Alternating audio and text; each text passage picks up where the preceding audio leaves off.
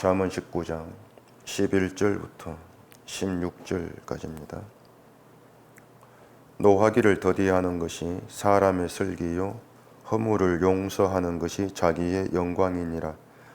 왕의 노함은 사자의 부르짖음 같고 그의 은택은 풀 위에 이슬 같으니라.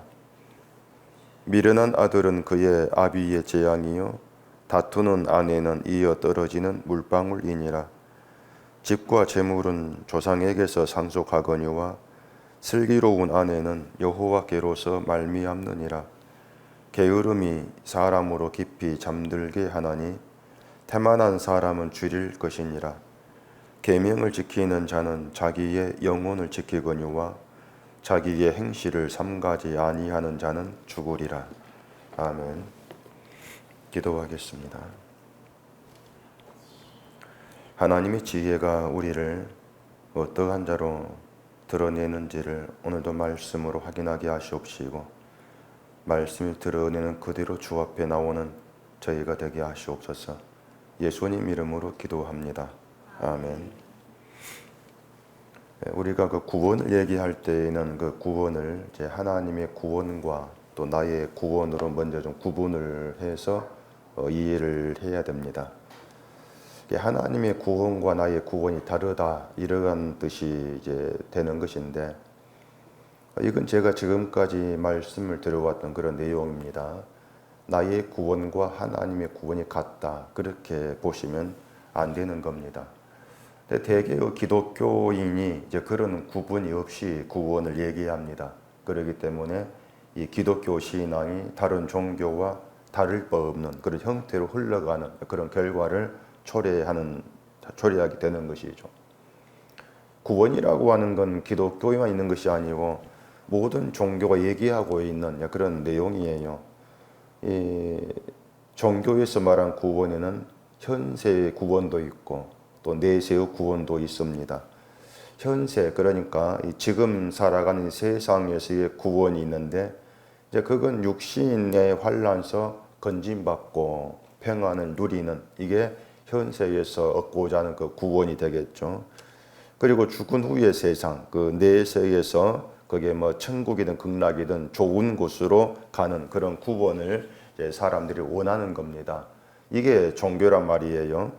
이것이 인간이 꿈꾸는 이제 구원인데, 이것을 나의 구원이다, 인간의 구원이다, 이렇게 얘기할 수가 있는 겁니다. 인간 자기를 위한 구원이다, 그런 뜻이죠. 이처럼 자기 구원을 위해서 신을 찾는 게 종교인데, 그래서 종교는 신을 나를 구원해 주는 신, 그렇게 믿고 섬긴단 말입니다. 그런데 기독교도 하나님을 나를 구원하신 하나님, 이렇게 얘기를 해버린다면 그건 결국이 기독교의 어떤 그 구원이 종교적 구원으로 그렇게 되어지는 결과가 되어지는 것이죠.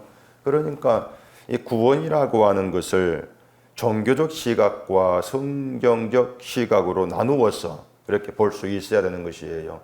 종교적 시각에서 구원 어떤 것이고 성경적 시각의 구원 어떤 것인가, 그것이 구분이 되어야 한다는 것입니다.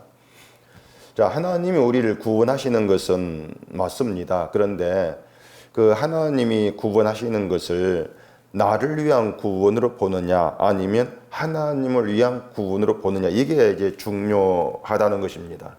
여기에 대한 시각 차이가 기독교 신앙이냐 아니면 종교적 신앙이냐, 이렇게 나누어지는 그런 얘기가 되어진단 말이에요. 말씀드린 것처럼 지금 기독교인들이 이해하는 구원이라고 하는 것은 거의 종교적 시각입니다. 나를 위한 구원으로 보고 있다고 하는 것이죠. 그래서 하나님이 구원하신다 이렇게 얘기할 때도 하나님 날 위한 구원을 행하시는 그런 분, 이렇게 이해를 하고 있단 말입니다. 그러니까 하나님께서 독생자 예수를 보내셔서 십자가 죽게 하신 것, 그 모든 것은 나를 구원하기 위한 하나님의 사랑이다, 이렇게 생각을 하는 것이죠. 그렇기 때문에 하나님의 사랑도 인간을 위한 사랑, 이렇게 해석이 되어버린단 말입니다. 자, 그렇게 인간을 위해 일하시는, 인간의 구원을 위해서 예수를 보내시는 이런 하나님으로만 생각을 하게 되어지면은 이 성경 자체가 해석이 안 되는 겁니다. 그런데 이제 그런 것에는 관심을 두지를 않는 것이죠. 해석이 안 될 때에는 그냥 믿음으로 받아들여. 이렇게 막무가내로 밀어붙이고 넘어가고, 또 이건 하나의 주권이야, 하나님께서 하신 일이야, 믿으면 돼. 이렇게 이제 넘어가는 경우가 일수란 말이에요.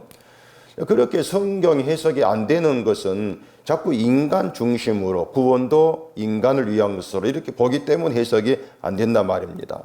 성경은 십자가를 중심으로 보셔야 되고 십자가를 통과해서 해석이 돼야 됩니다. 그래야 이 성경이 바른 해석이 되어진다고 하는 것이죠. 그런데 십자가를 인간 구원용 이렇게만 생각을 하고 인간 중심으로 보기 때문에 해석이 안 돼요.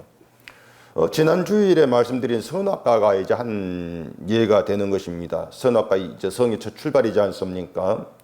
그걸 잠시 이제 복습을 해보면은 에덴 동산에 생명나무만 있는 것이 아니고 이제 하나님께서 선악을 알게 한 나무도 두셨단 말입니다. 그러니까 그렇게 이 선악을 두신 하나님을 인간을 위한 하나님으로 생각해 본다면은 그 선악을 알게 한 나무는 사실 불필요해요. 불필요한 정도만이 아니고 있으면 안 되는 나무예요. 선악 나무는 없고 생명나무만 있게 해서 마음껏 생명나무 열매를 따먹어라. 그러면 영원히 살 것이다. 이렇게 하시는 것이 정말 인간을 위한 하나님, 인간 구원을 위해 일하신 하나님, 이렇게 얘기가 되지 않겠냐 말입니다. 그런데 이 창조 첫 출발부터 굳이 선한 나무를 에덴에 있게 하시고, 그리고 먹지 말라는 이 법과 먹으면 죽는다, 이 처벌 조항까지 만들어 주신 이유가 뭐냐 말이에요. 선한 나무를 설사 있게 하신다 할지라도 먹지 마, 먹으면 죽어, 이런 법, 이런 처벌이 없다면 괜찮은데, 그런 선악과 나무가 있게 하시고 먹지 마라 법과 함께 먹으면 죽는 처벌 조항까지 이렇게 굳이 인간에게 주시는, 제공하시는 그 이유, 과연 그것이 인간을 위한 하나님의 일이냐 그 말이죠. 인간을 위한 게 아니지 않습니까? 자, 설령 또 어떤 선악과가 있고 그런 법이 있고 처벌 조항이 있다 할지라도, 자, 그러면 인간을 만들 때 선악과를 먹어라 그런 유혹을 이길 수 있는 그런 인간으로 만드시면 된단 말입니다. 그런 선악과를 안 먹지 않고 유혹을 이길 것인가, 죽지 않을 거 아니냐 말이에요. 그럼 그것이 이제 인간에게 형통한 모습으로 이렇게 되어진단 말입니다.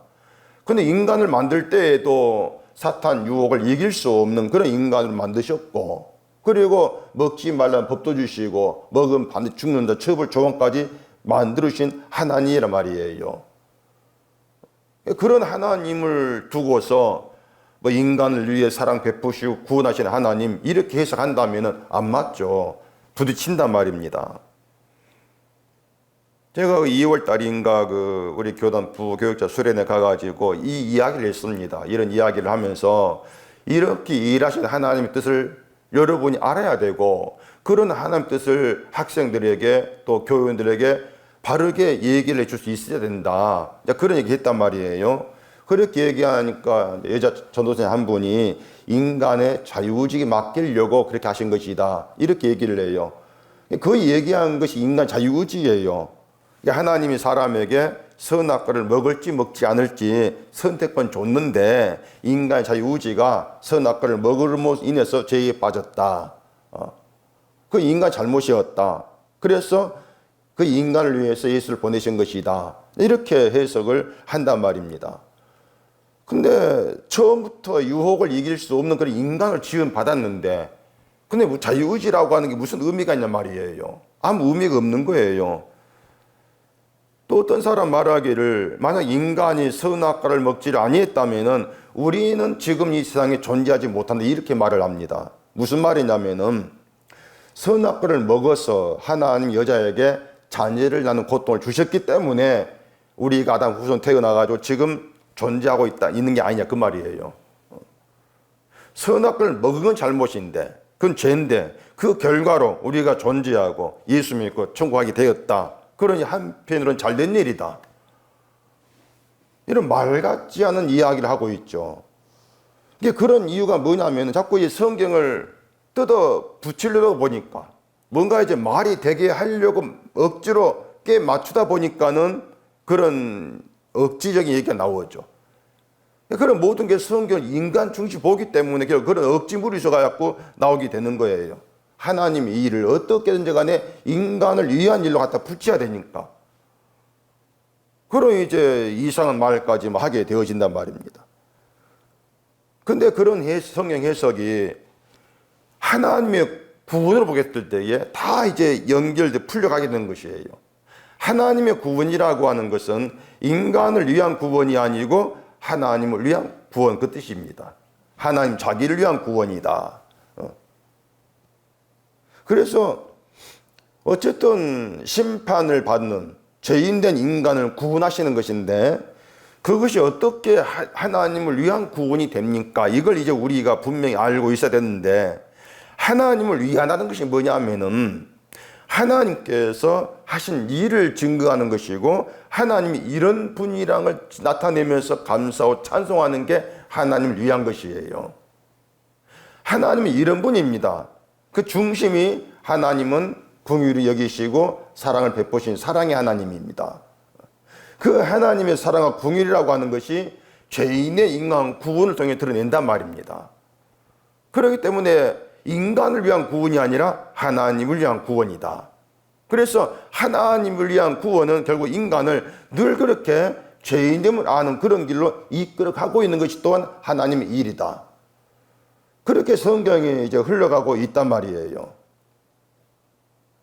아들이신 예수의 피로 인한 구원을 통해서 하나님의 사랑과 긍휼을 세상에 나타내고 알게 하시겠다. 그래서 하나님이 영광 받으시겠다고 하는 것이 창세 전에 세우신 하나님의 계획이란 말입니다.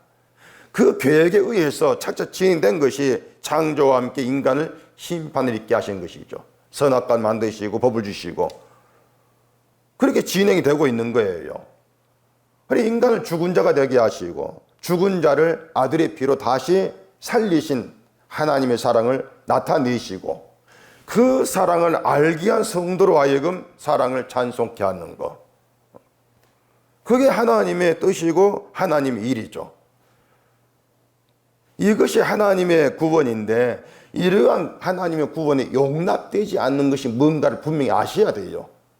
하나님의 구원에 용납이 되지 않는 것이 뭐냐면은 이 기독교인들이 신앙으로 생각하고 잘 하고 있는 거, 내가 뭘 해야 됩니까? 그겁니다.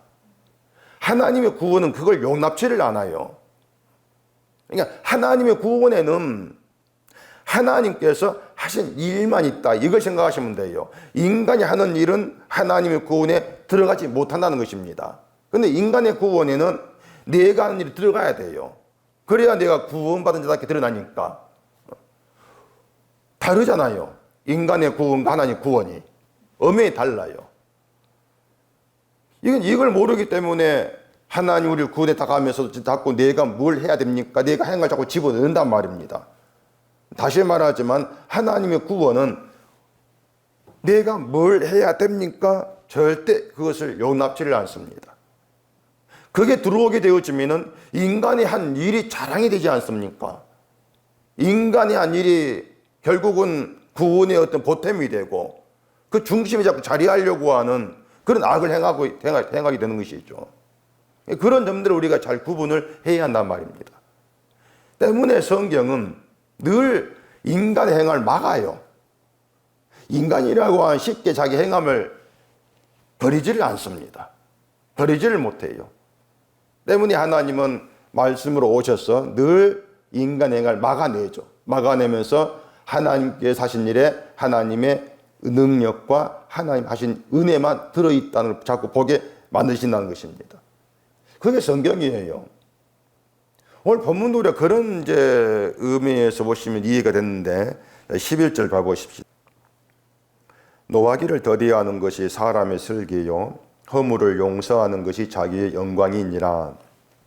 우리가 나의 구원을 염두에 둔다고 했을 때에 내 구원을 염두에 두고 이 내용 본다면은 이런 내용이 어떻게 다가오겠는가를 생각해 보세요.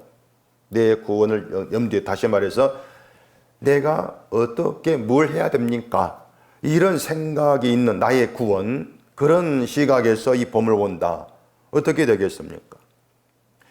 노하기를 더디하는 것이 사람의 슬기. 이런 말이 마치 슬기 있는 사람이 되는 것이 믿음 있고 구원받은 사람이다. 그러려면 네가 노하기를 더디해야 돼. 이렇게 받지 않겠냐 그 말입니다. 노하기를 더디하는 게 슬기 있는 거야. 너희가 슬기 있는 그런 신자 되려면 노하기를 더디해야 되지. 늘 화를 참고 그래야 되지. 이렇게 이해한단 말입니다. 허물을 용서하는 것이 자기 영광이라는 말도 허물을 용서하는 것이 하나님 앞에서 신자의 영광이 된다. 이러한 뜻으로 생각지 않겠냐 말이에요. 그럼 역시 어떻게 말하겠습니까? 타인의 허물을 용서할 줄 알아야 된다. 이렇게 말하겠죠. 그럼 그것이 너에게 영광이 돼. 내가 영광이 된, 영광스러운 존재가 돼. 이렇게 여길 거란 말입니다. 그러니까 그런 것들이 뭐냐면은 구원을 내 구원 여기는 시각이 나온 해석이에요. 내가 이렇게 해야 되겠구나. 늘 그것이 이제 튀어나온단 말입니다.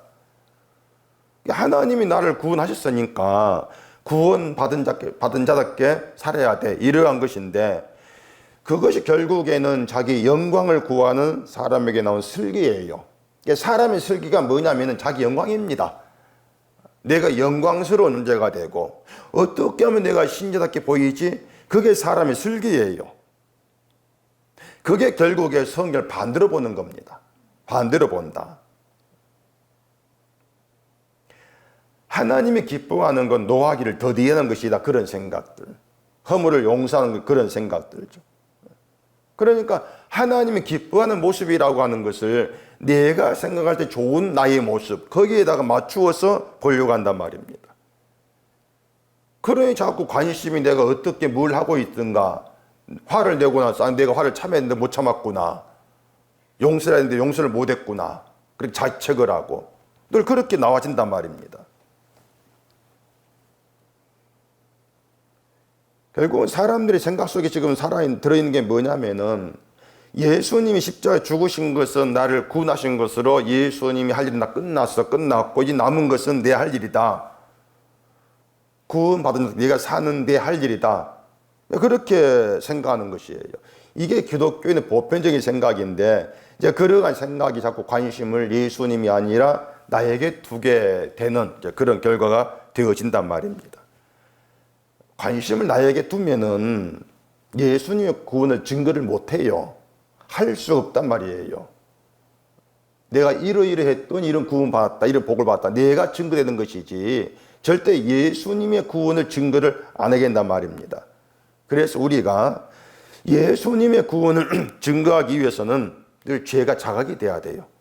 죄가 자각되어지면서 하나님 심판을 내 죄에서 느껴야 돼요. 그래야 주님의 구원이 증거하는 그런 길로 가게 되어진단 말입니다.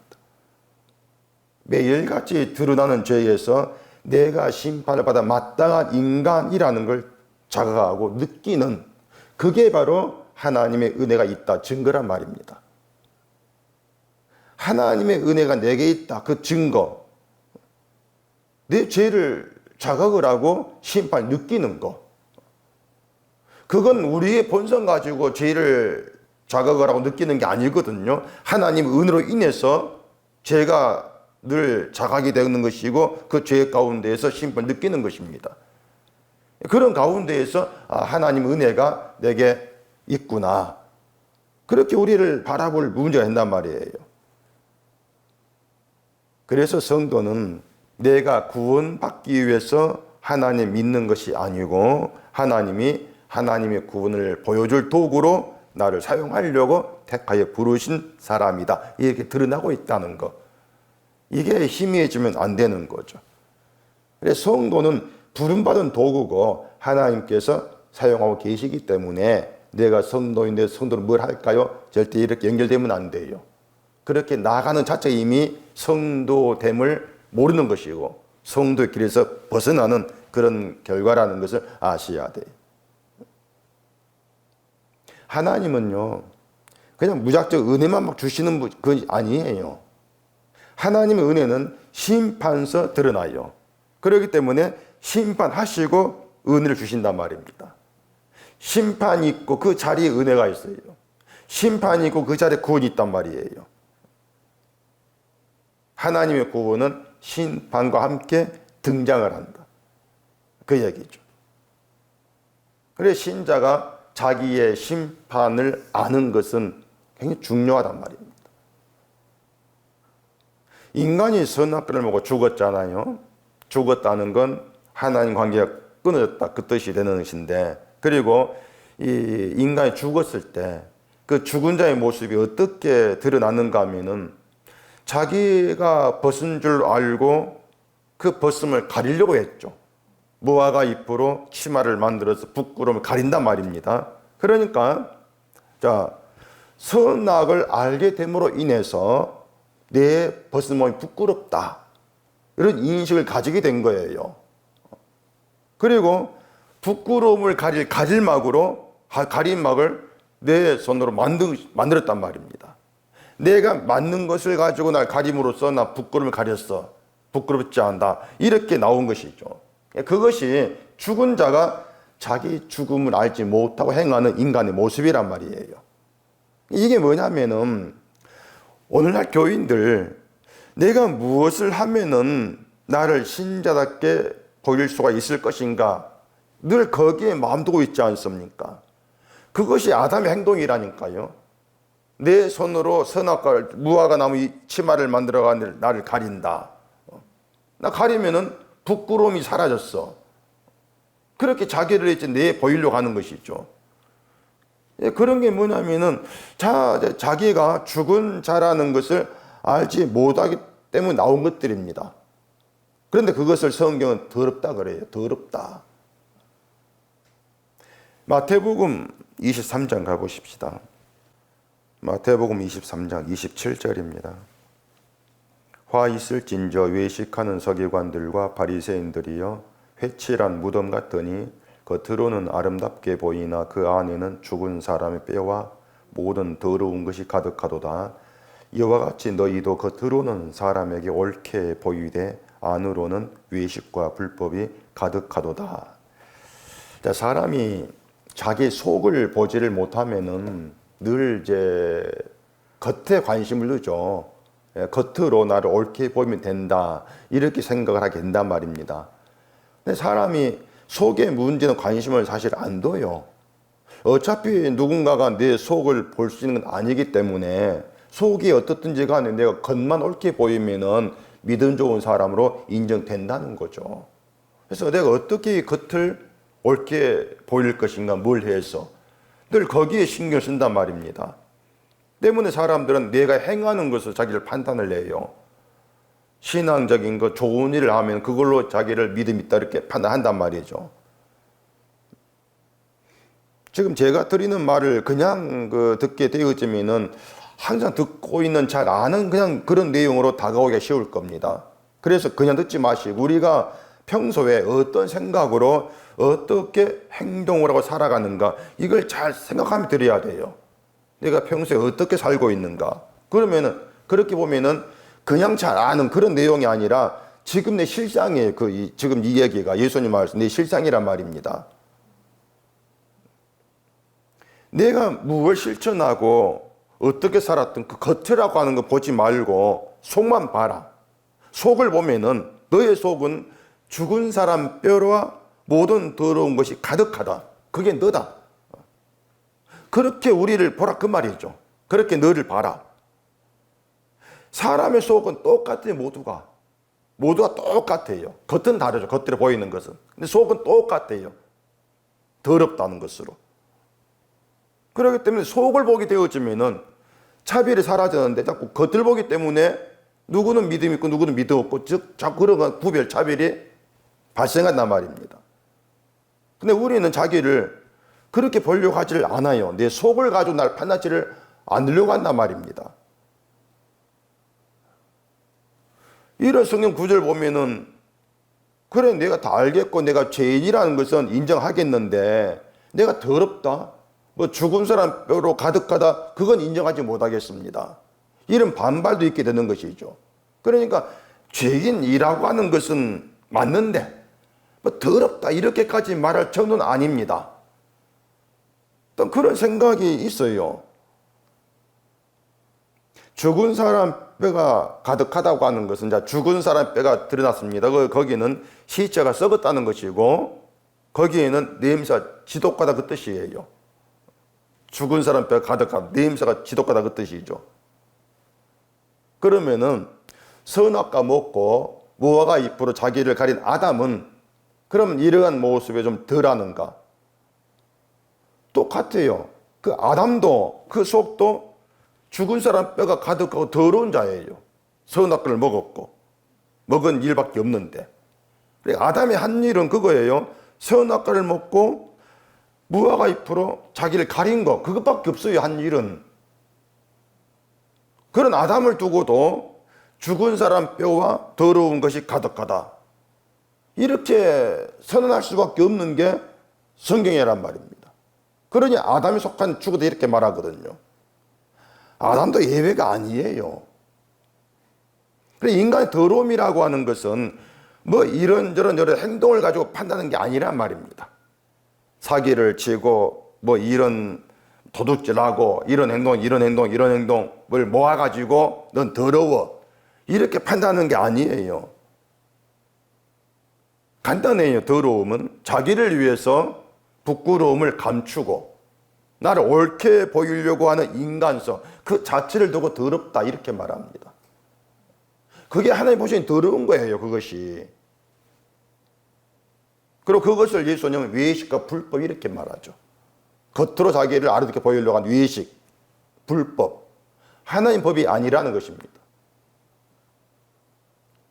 하나님 법은 우리의 속 그대로 드러내는 것인데 자꾸 내 속을 드러내는 감추면서 나를 가리려고 하는 것 불법이다. 그래 아담도 결국 무화과로 자기를 가리는 게 불법이에요. 불법이거든요. 그래서 복음은 네가 더러우니까 깨끗해지려고 힘써라. 그것이 아니고 죽은 자를 죽은 자로 더러운 자를 더러운 자로 드러내시고 그런 자를 살리기 위해서 아들을 십자가에 죽이신 하나님의 은혜를 증거하는 게 복음이랄 그 말입니다.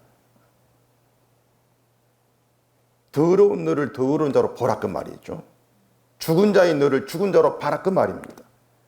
그렇게 죽은 자를 죽은 자로 드러내는 게 하나님의 심판이에요. 뭐 마지막 때 불 내리고 막 그런 심판만 있는 것이 아니고요. 말씀을 가지고 우리가 죽었음을 드러내는 거 그게 심판이란 말입니다. 말씀으로 심판하시는 거. 그래서 그 심판이 없이 증거되는 은혜는 없어요. 심판이 없이 은혜만 받으려고 하면은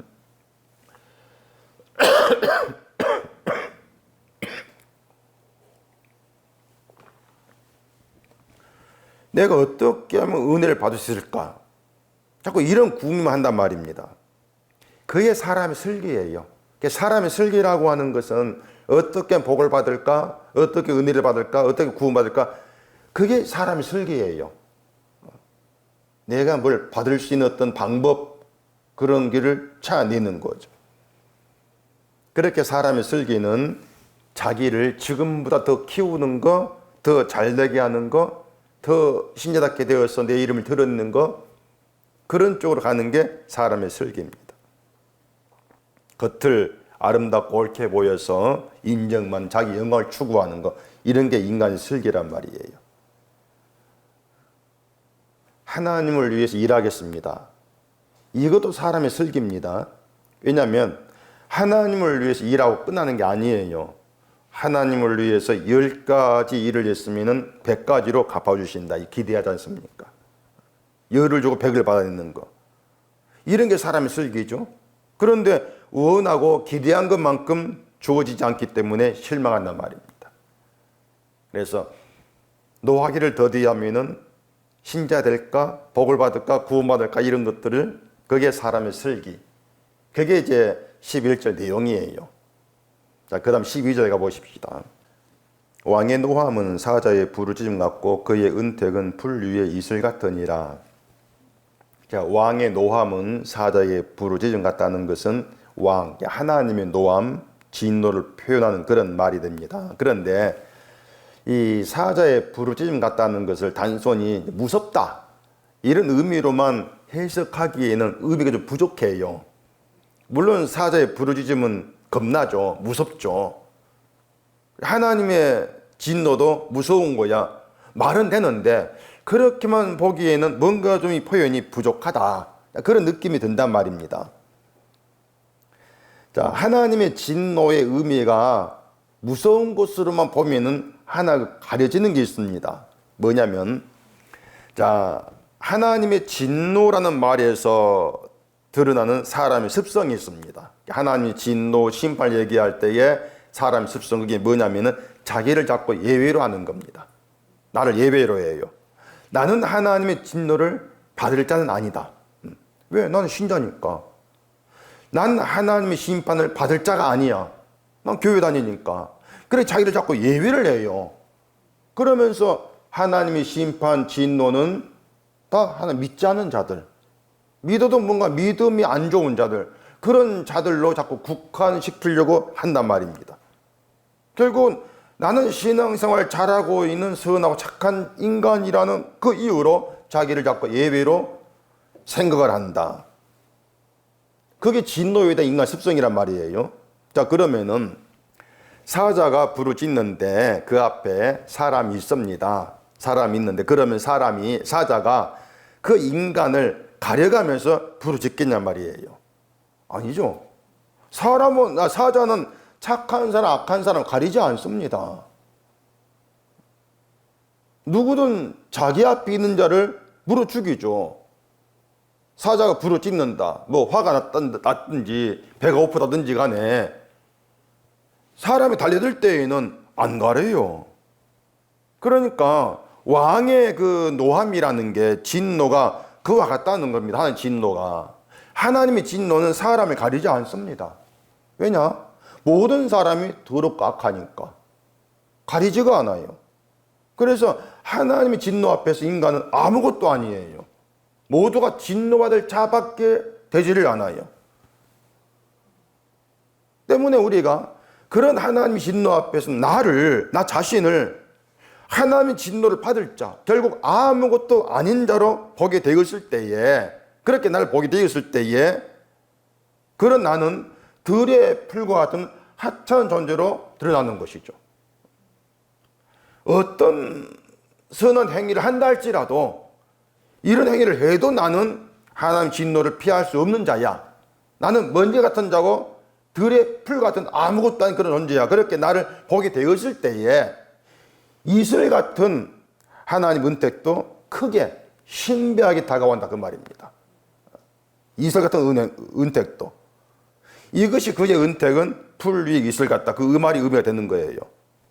자, 우리가 풀이 되지 않으면은, 내가 나를 풀 같은 하찮은 보지 않으면은 풀 위에 이슬은 아무것도 아닌 겁니다. 하찮은 것이죠. 풀 위에 이슬은 그냥 우리 지나가지 않습니까? 그게 뭔데? 근데 풀이 되면은요, 풀의 입장에서 이슬은 하찮은 게 아니에요. 풀을 마르지 않게 하는 은택이죠. 이슬이. 하늘로 내린 그 이슬이 풀을 마르지 않게 하는 은택이란 말입니다. 근데 우리는 자꾸 나를 풀로 보질 않기 때문에 이슬 같은 은택은 아무것도 아닌 걸 치부한단 말이에요. 은택을. 마태복음 6장에 보면은 그 솔로몬의 모든 영광으로 입은 것이 이 꽃 하나만 갖지 못했다 이렇게 말씀을 했습니다. 솔로몬이 입은 영광이라고 하면은 뭐 엄청난 집도 영광이 될 수 있는 것이고, 또 솔로몬이 입은 화려한 옷도 영광이 될 수 있는 것이고, 엄청난 재물도 솔로몬에게 영광이 될 수 있을 것입니다. 그 모든 것들이 솔로몬에게 영광이 되고 우리도 그런 영광을 구하지 않습니까? 그런데 그 영광이 꽃 하나만 갖지 못했다 이렇게 말씀을 해요. 이게 우리는 이해가 안 되죠. 그깟 꽃 하나가 뭐라고, 그 들풀 하나가 뭐라고 솔로몬의 그 엄청난 영광보다 낫다 이렇게 말씀하자 그 말입니다. 솔로몬이 모든 영광을 입었다 할지라도 솔로몬 인간은 더러운 죄인이지 않습니까? 어떤 영광을 입어도 솔로몬 죄인일 뿐이에요. 그냥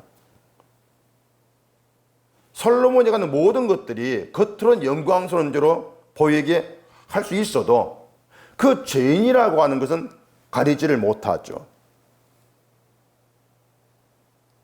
그에 비해 풀은 자기를 가리지 않고 하나님께 주신 풀의 몸 그대로 존재를 합니다. 하찮으면 하찮은 대로 존재를 합니다. 자기를 가릴 영광이 없는 거예요. 그걸 두고 솔로몬의 영광은 낮다 이렇게 말씀한단 말입니다.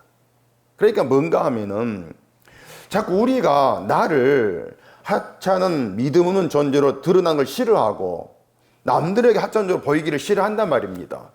그래 솔로몬처럼 뭔가를 자꾸 나에게를 가려서 내가 영광된 모습으로 보기를 원하는데 하나님 볼 때에는 그런 영광도 아니라는 것이에요. 차라리 풀처럼 너의 그 하찮은 거, 너의 그 죄 있는 몸 그대로 드러나라 그 말입니다. 말씀 드러내는 대로는 존재에 그게 나은 거야 이렇게 말씀하고 있는 것이죠. 그러니 뭐 이런저런 온갖 행위를 다 해가지고 온갖 뭐 믿음 좋다 칭호 영광 다 받는다 할지라도 하나님 말씀을 해서 내가 죄인입니다 그렇게 자기를 드러내는 거 그게 낫다 그 말이에요. 그게 나은 거야.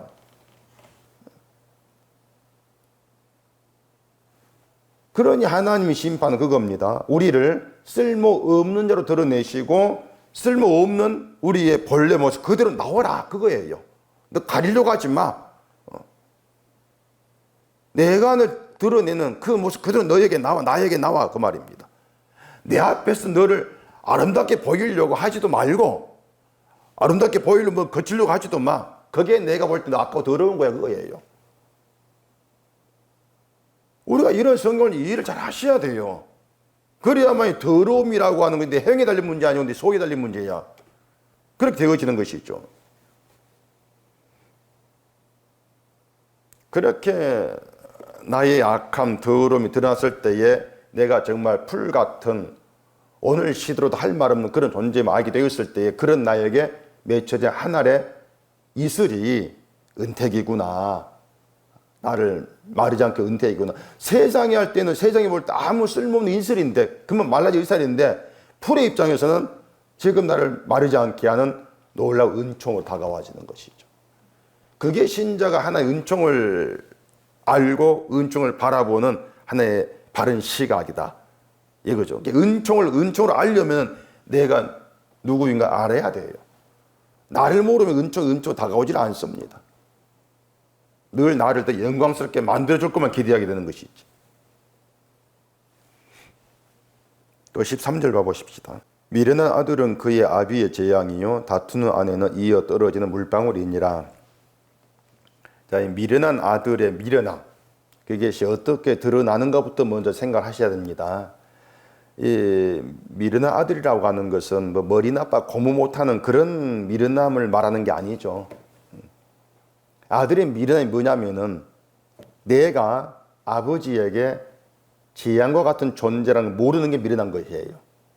내가 아버지에게 어떤 아들인가 이걸 모르는 게 미련한 것이에요. 부모 속을 썩이지 않는 자식은 없지 않습니까? 모든 부모가 자식 때문에 이래저래 속 썩고 어쩔 땐 내가 너를 왜 낳았는가 한탄도 하고 막 그러지 않습니까? 그런 자식은 그런 부모 한탄을 몰라요. 부모 마음을 모르죠. 나 때문에 아버지가 한탄을 한다. 내가 아버지를 한탄케 하는 그런 존재다. 이걸 모르고 그냥 아들이란 것 때문에 이거 해달라 저거 해달라 땡깡 부리고 이렇게 나온단 말입니다. 그게 미련함이란 말이에요. 미련함이다. 근데 하나님을 믿는다고 하는 우리가 그렇게 미련한 자식으로 행하고 있다는 얘기예요. 우리가 미련한 자식이란 말입니다. 인간은요 하나님께 한탄의 존재예요. 하나님을 한탄케 하는 게 인간이란 말이에요. 창세기 나오거든요. 창세기 6장에 내가 창조한 사람을 지면에 쓸어버리겠다 하시면서 내가 그것들을 지었음을 한탄한다. 인간은 하나님 한탄케 하는 존재란 말입니다. 그건 지금 여전해요. 우리는 여전히 하나님께 한탄만 하게 하는 그런 존재입니다. 기쁘게 한 존재가 아니에요. 한탄만 나오게 한 존재예요. 근데 사람은 그걸 모르죠. 내가 이렇게 하면 하나님 기쁘게 하겠지. 이걸 생각할 뿐이고 복 받겠다고 설치고 하나님께 영광 되게 설치고 이렇게 하고 있단 말입니다. 그게 인간의 미련함이라 그 뜻입니다. 인간의 미련함이다. 그런데 미련함을 모르고 있는 것이죠. 오히려 나만한 아들도 없습니다. 뭐 그러면서 하나님께 은혜 달라, 복 달라 그렇게 나오지 않습니까? 또 다투는 아내는 이어 떨어지는 물방울 이렇게 말하는데, 이어 떨어진다고 하는 것은 계속해서 끊임없이 떨어진다 그 뜻이거든요. 물방울이 계속 막 떨어지는 거예요. 다투는 아내가 그렇다는 것인데, 이 다투는 아내 이렇게 말한 걸 보면은 이제 다투는 상대는 남편이라고 할 수가 있겠죠. 근데 이것이 한 번 다투고 마는 게 아니고 계속 다툰다는 거예요. 그걸 또 이어 떨어진 물방울 이렇게 말하는 것이죠. 물방울은 그냥 작은 방울입니다. 그냥 조그만 방울이에요. 조그만 방울. 막 바가지로 쏟아부는 그런 게 아니란 말입니다. 그래 이것을 어떻게 이제 이해할 수 있는가 하면은, 아무것도 아닌 작은 사소한 일로 끊임없이 다투는 그런 아내처럼 인간이 하나님에 대해서 그렇다는 것이에요. 그 다투는 아내, 그걸 보면은, 사람이 다투는 거 보면은 사소한 문제죠. 뭐 말 한마디 잘못한 거 가지고 뭐 다투고 그러지 않습니까? 그런 것처럼 인간은 하나님과 다투지 않은 적이 없습니다. 계속 다툽니다. 다투지 않은 것 같은데 들여다보면 모든 게 불평이고 불만이에요. 나는 좀 이랬으면 좋겠는데 아니 왜 이렇게 합니까? 난 이렇게 되었으면 좋겠는데 왜 이걸 안 주십니까? 그런 불평 불만이 교회를 나오면서 계속 나오는 것이죠. 이어 떨어지는 물방울처럼 사소한 것인데, 세상 일은 하나님께는 사소해요. 우리의 모든 일은 정말 아무것도 사소한 일이에요. 근데 우리는 사소한 일 가지고 불평한단 말이에요. 왜 나를 사랑하지 않습니까? 왜 내가 해야 되는데 안 해줍니까? 늘 다투죠. 그렇게 사는 게 우리가 현실이라는 것은 눈을 좀 뜨자 그 말입니다. 이 잠언 얘기가. 그게 내 모습이라는 걸 아는 게 그게 지혜야. 이걸 얘기하고 있는 거예요. 근데 우리가 우리 현실에 눈을 뜨지 못하기 때문에 교회 좀 나오고 교회 좀 일하고 그런 것 한다고 하는 걸 가지고 내 진짜 현실 모습을 이제 보지를 못하고 있죠. 또 14절 봐보십시다. 집과 재물은 조상에게서 상속하거니와 슬기로운 아내는 여호와께로서 말미암느니라. 여기 슬기로운 아내도 마찬가지입니다. 뭐 가정을 꾸려 나가고 자식을 키우는 일에 지혜가 있는 그런 슬기를 말하지를 않습니다. 이 슬기롭다는 걸 자꾸 그렇게 이해하게 되어지면은 뭐 살림살 잘 못하는 아내는 여호와께로 말미암지 않았다 이렇게 말해야 되겠습니까? 말이 안 되지 않았습니까?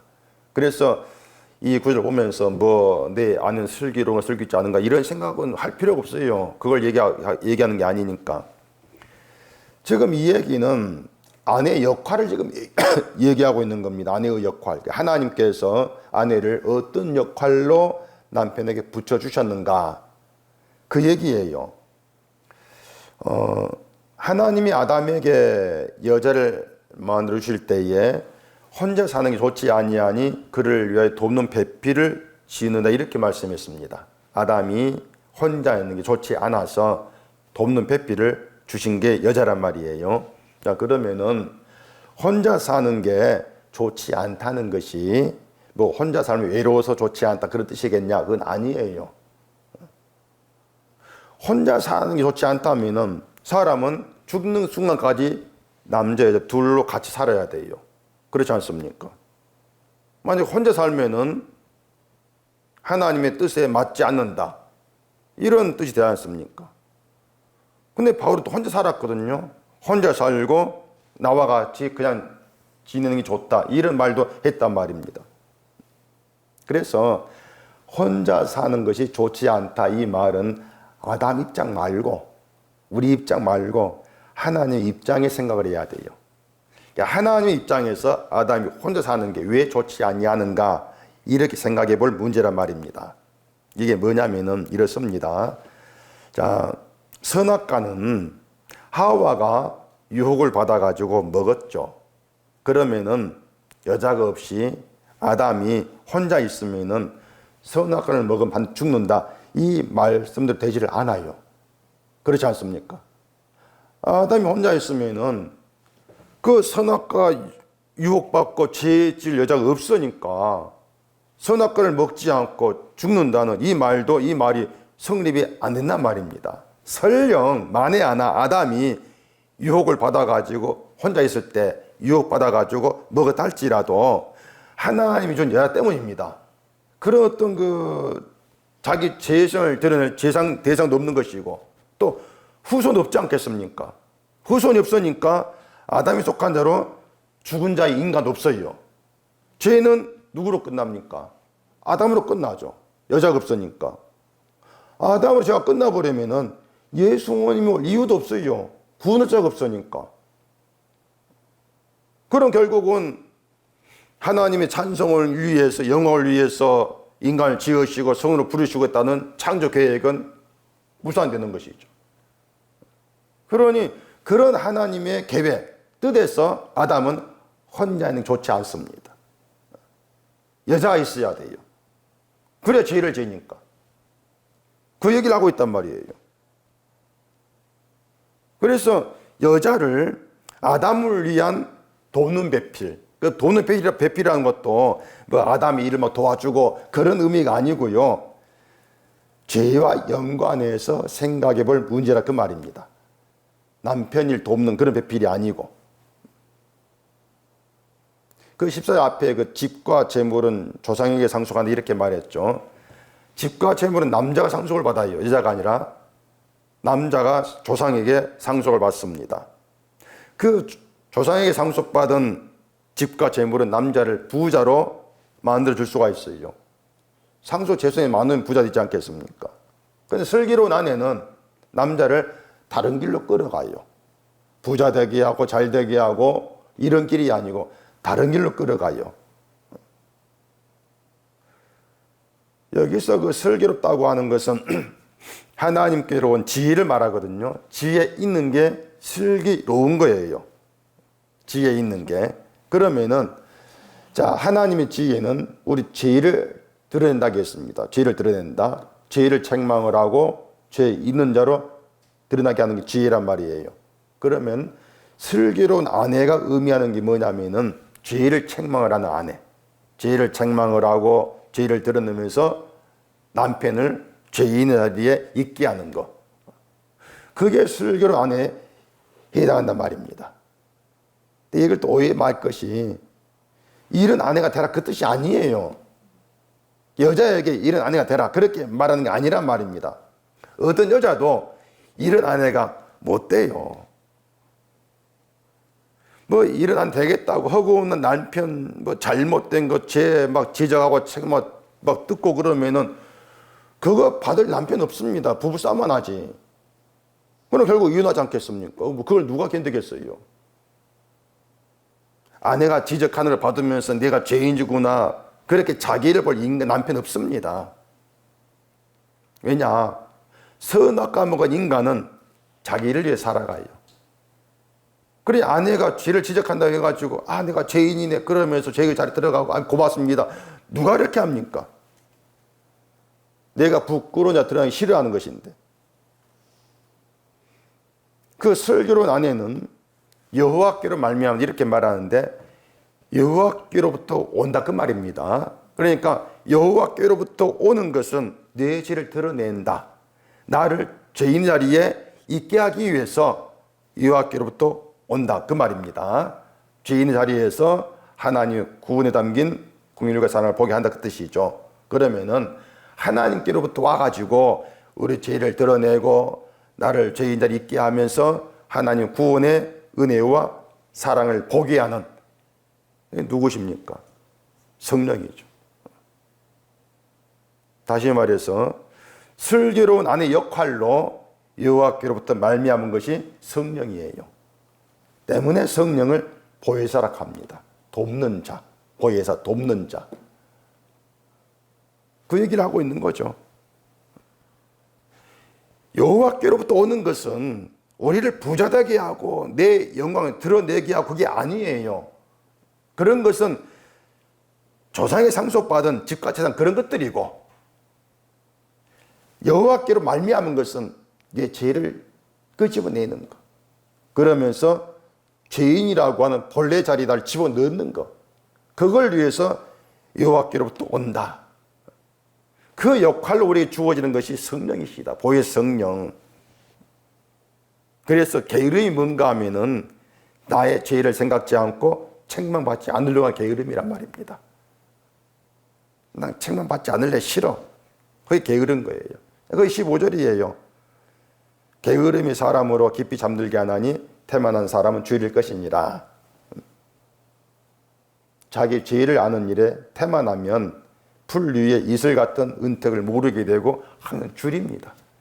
왜 은혜 안 줍니까? 왜 날 사랑 안 합니까? 줄여요 늘. 하나님은 이미 우리를 은택 가운데 있게 하셨는데 은택을 모르니까 못 받았다고 고집 부리는 것이죠. 주셨는데.